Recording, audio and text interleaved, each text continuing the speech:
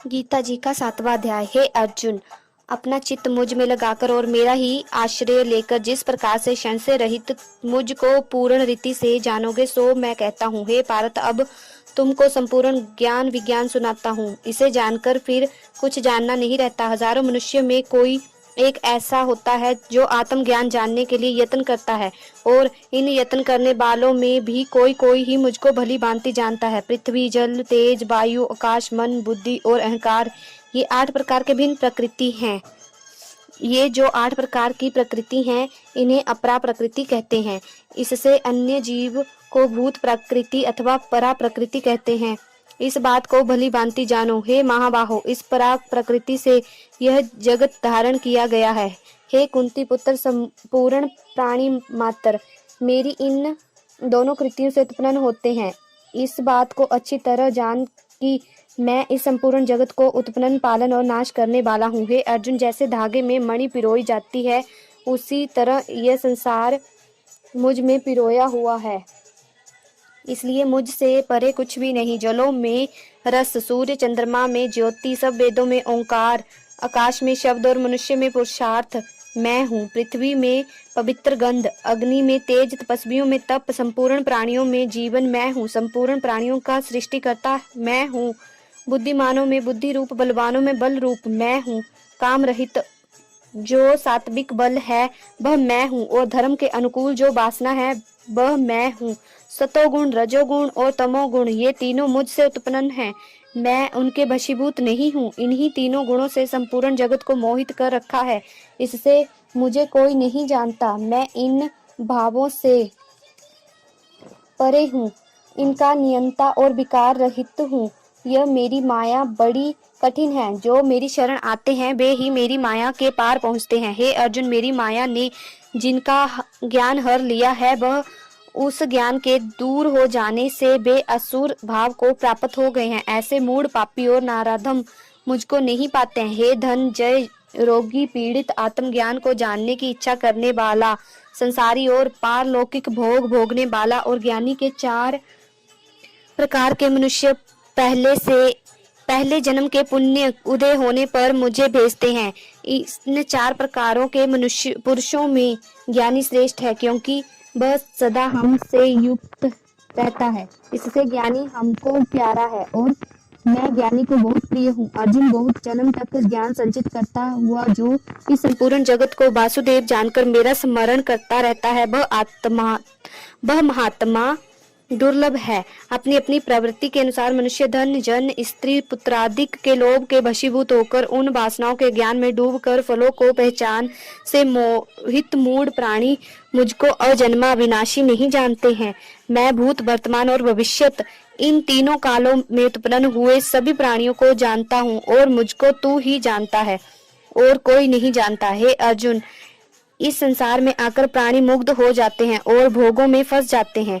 इच्छा द्वेष से उत्पन्न जो फल प्राप्त करते हैं, उनके फल शीघ्र ही नष्ट हो जाते हैं, और जो मेरा भजन पूजन करते हैं वे हमसे मिलते हैं। मैं विनाश रहित, सर्वोत्तम और परम स्वरूप हूँ। इसलिए जो बुद्धिमान मुझको किसी से प्रकट हुआ जानते हैं और अन्य देवताओं की उपासना करते हैं, उनको नाशवान फल मिलता है।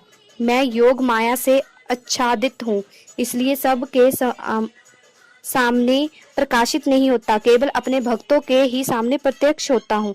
और जो मेरी माया से अन्य देवताओं की पूजा करते हैं, उन पुरुषों की श्रद्धा को मैं दृढ़ता देता हूँ, जिससे वे मुझे भूल जाते हैं। ऐसा मनुष्य उन्हीं देवताओं में श्रद्धा रख के उसकी आराधना करता है और उन्हीं देवताओं से अपने मनोवांछित फलों को पाता है। मैं भी उनको वैसी ही प्रेरणा करता हूँ। परंतु जो हमें छोड़कर अन्य देवताओं की उपासना से, सुख दुखादि से छूट अपने चित्त को दृढ़ कर मेरा भजन करते हैं, जो मेरा आश्रय लेकर जरा मरण से छूटने का उपाय करते हैं, वे उस ब्रह्मा संपूर्ण ध्यातम और संपूर्ण कर्मों को जानते हैं, जो मुझे अद्भुत जानते हैं। मेरे को ही अध्यात्म देव जानते हैं। वे युक्ति चित्त वाले मरने के समय भी मुझको ऐसा ही जानते हैं, मुझे नहीं भूलते हैं। इसी से परमानंद अविनाशी पद को प्राप्त हो जाते हैं। जय श्री कृष्ण महाराज।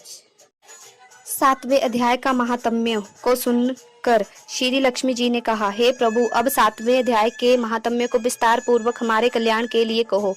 श्री लक्ष्मी जी का विशेष आग्रह देखकर श्री विष्णु जी ने कहा, हे लक्ष्मी, 7वें अध्याय का महात्म्य कहता हूँ। पटना नामक नगर में शंकुकरण नाम का वैश्य रहता था। उसके 4 पुत्र थे।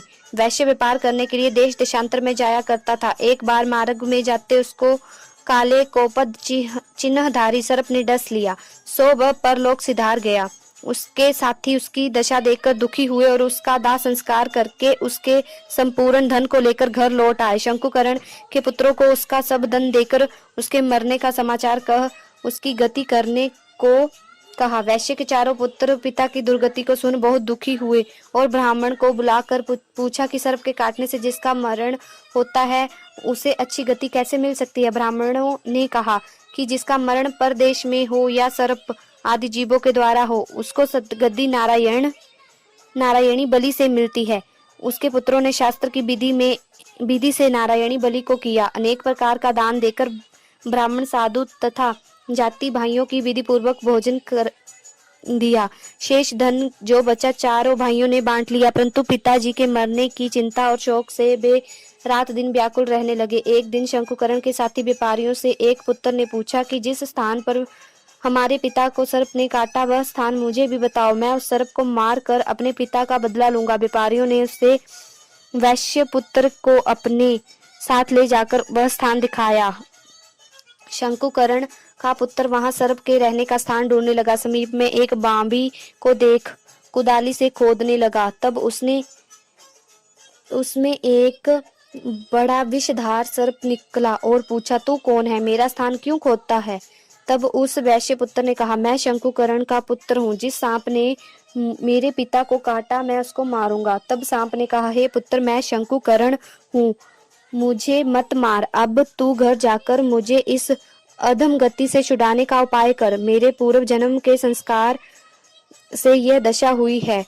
पुत्र ने अपने पिता के वचन सुनकर कहा, हे पिता, जो उपाय कहो सो तुम्हारी गति के लिए करें। सर्प ने कहा, हे पुत्र, किसी गीता का पाठ करने वाले ब्राह्मण को बुलाकर भोजन वस्त्र आदि से प्रसन्न करके उससे गीता के 7वें अध्याय के महात्म्य का फल मेरे लिए दिलाओ तो मेरा उद्धार हो। वैश्य पुत्र पिता से विदा होकर अपने घर लौट आया और सब समाचार अपनी स्त्री को कह सुनाया। वैश्य पुत्र की स्त्री ने कहा, जिस प्रकार गति हो वही उपाय करो। वैश्य पुत्र ने नगर भर के गीता पाठ करने वाले ब्राह्मण को बुलाकर गीता के 7वें अध्याय का पाठ करा के ब्राह्मणों को भोजन वस्त्र दक्षिणा देकर आशीर्वाद लिया और 7वें अध्याय के महात्म्य का फल लेकर पिता को दिया। उससे शंकुकरण सर्प योनि से छूट गया, दिव्य शरीर मिला और वह विमान पर चढ़कर देवताओं के सामने अपने पुत्र का धन्यवाद देता बैकुंठ धाम को गया। विष्णु ने कहा, हे लक्ष्मी, इस 7वें अध्याय के महात्म्य को जो पढ़ेगा और सुनेगा वह सद्गति को प्राप्त होगा। जय श्री हरि विष्णु महाराज, जय।